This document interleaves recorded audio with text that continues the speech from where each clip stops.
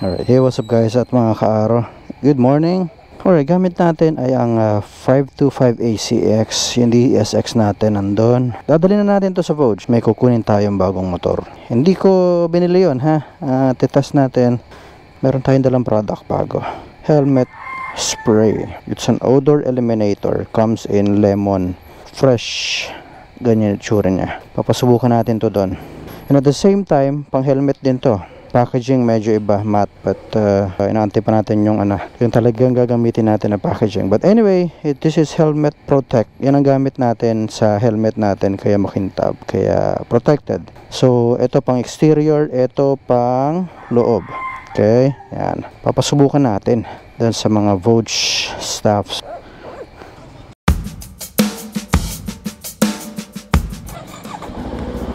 Ang lakas ng intercom natin guys.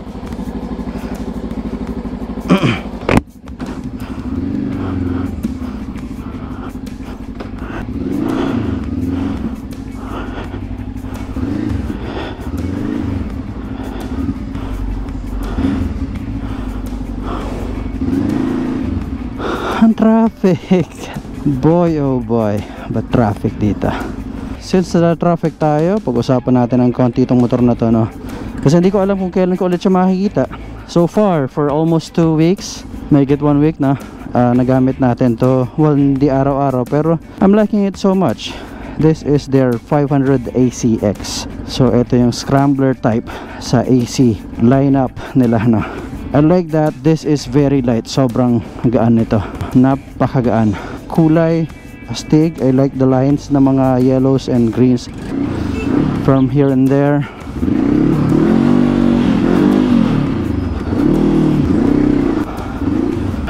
Napakagaan, diba? Kita nyo naman. So going back to this, I mean, nakikita nyo naman kung paano ko dinadala siya, no? Napakagaan. Isang gustong gusto ko rito sa motor na to, no? Power to weight ratio ang pag-uusapan. I really think that this is so much power for this kind of weight ng bike, you know? This probably weighs mga 170 lang, I'm not sure. Anyway, sensya na guys ha, need natin siya maingit ng ganito eh. Anyway, ayun na nga guys, for the 494cc, para ilagay mo dito sa isang gantong klaseng motor, masyado siyang sobrang power, no? Sobra siya. Napakagaan ng motor tuloy. I mean, it's good for us kasi if you are looking for such speed and power that you need, especially for long rides, then definitely goods na goods ka rito. Sa presyo niya na kalimutan ko magkano to eh. Sa presyo niya, it's subjective of course. Unless mag-compare ka sa mga brands na kilala natin, talagang super sulit na nito. Eh, pagdating naman sa quality, wala naman na tayong, I guess, masyadong masasabi. Here and there may mga minor problems na nangyayari sa mga motor, pero dito so far happy tayo eh.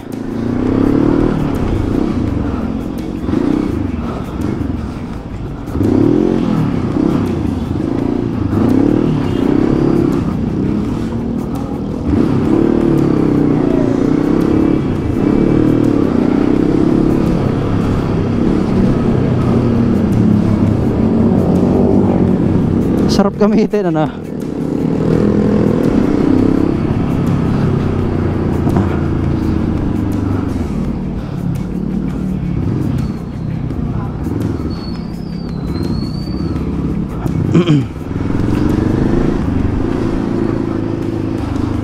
Total package nyo talaga, wala ka na masasabi sa gantong klaseng motor.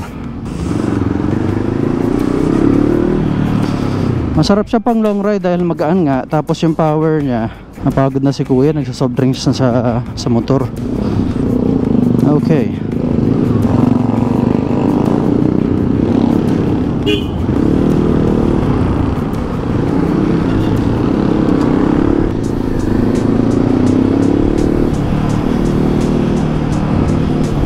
Kita nyo naman.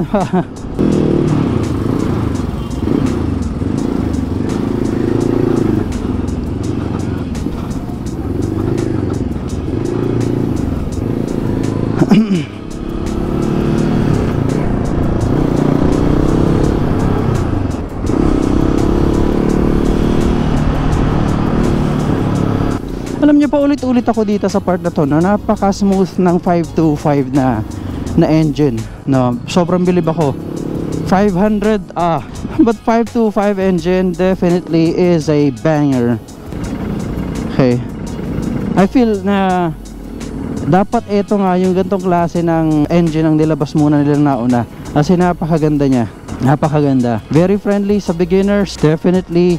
Well, magiging mild lang siya for the advanced riders, pero yung gantong klaseng engine, napaka smooth niya. Kung naririnig nyo to at nagko-consider kayo which is which, nabibili nyo 500R or you know, yung nasa 500 cc ba or etong gantong klaseng engine, dito na kayo. So Ridge Vocha, it's like I'm encouraging the people na pabayaan na yung 500 eh. But you know, it's coming from me. Hindi naman tayo nagba-brainwash dito eh. I'm telling you what I really feel about this bike, and sobrang smooth kasi, oh. Look at that.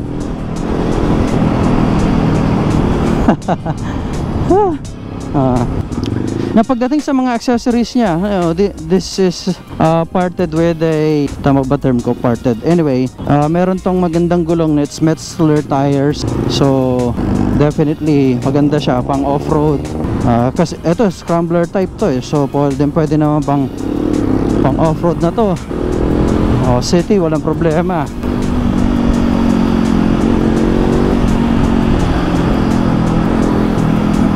Pagdating sa brakes, okay na rin. Hindi ka na mapapahiya sa brakes nito pag kinakailangan mo ng stopping power in a situation. Definitely pwede na. Mali ako ng lane.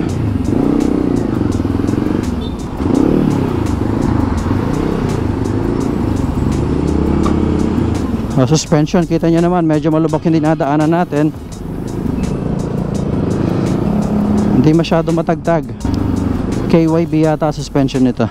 Oops, yun lang. Ito diskarte ng mga nakamotor.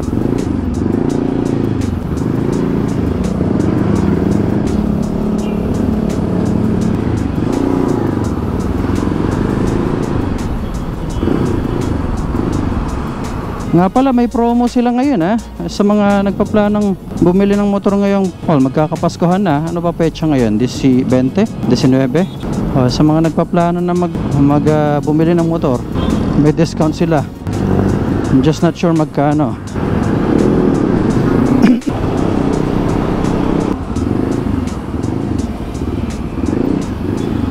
Okay naman to, at least nakikita nyo na nasa-challenge tayo.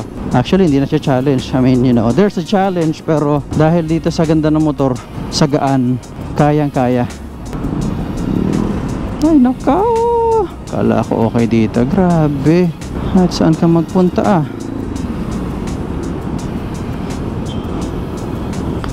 Boy, oh boy, what is going on here?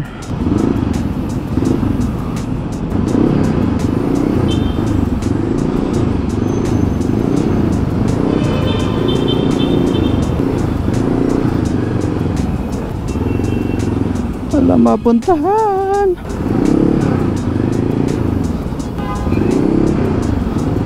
Mga ganitong pagkakataon nakakaubos pasensya eh. Pero come on, at least nasa motor tayo. Yung iba nga nasa kotse, diba? Ang ganda ng gulong nito. Hindi siya kumakabyos. Metzeler ba naman eh. May mga pagkakataon eh na parang akala mo yung mga uneven na surfaces, yung bigla, yung may cut na mga bigla na lang, kala mo madudulas ka minsan, pero hindi eh, hindi bumibigay, kamakapit talaga. Lapit na tayo guys. So I wish na medyo matagal pa sana sa atin to, but it's time to move on. I mean, sobra ako kasing na-enjoy to.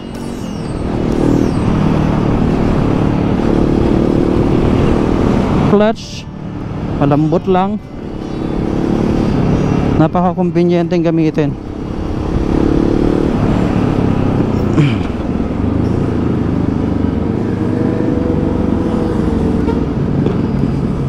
Hindi masakit sa likod, upright position eh.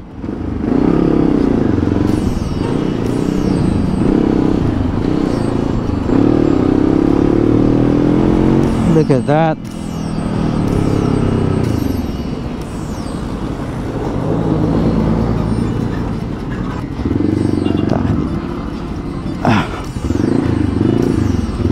Maluwang. Ayun na nga, again, this is their 525 ACX scrambler type. Napakaganda, puro napakaganda, no? Anyway, couple of things na pinalitan nila rito. Lever, syempre nilagyan ng mga ilaw yata. Yeah, may maliit na ilaw dyan sa baba. Ito yata. Okay. Yes, for additional lighting. What else? Badass looking bike. Ito lang, siguro gusto kong palitan ito. That's only it. Good to go na para sa akin to. For its price, whatever it is. I mean, I know Vogue pricing their products naman, I think they are kind of competitive in that area, no? So goods tayo dyan. Okay, that's it. Well, thank you for watching. Check out our products. Sa mga hindi pa nakakaalam, meron tayong products na nasa Shopee. Diskarte tayo, wala tayong papala dito.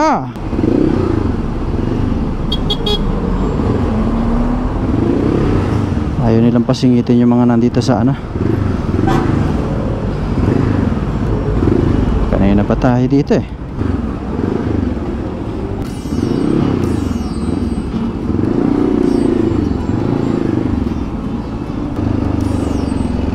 Yeah, check nyo yung mga product natin ha. We have it on Shopee, Lazada. Puro Kaaro Moto naman yan, or KMD by Kaaro Moto. Or check nyo na lang yung description ng video natin. Yan, available na sa mga selling platforms na yan, e-commerce platforms.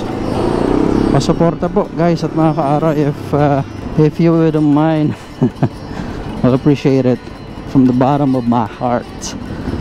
There, ito na tayo.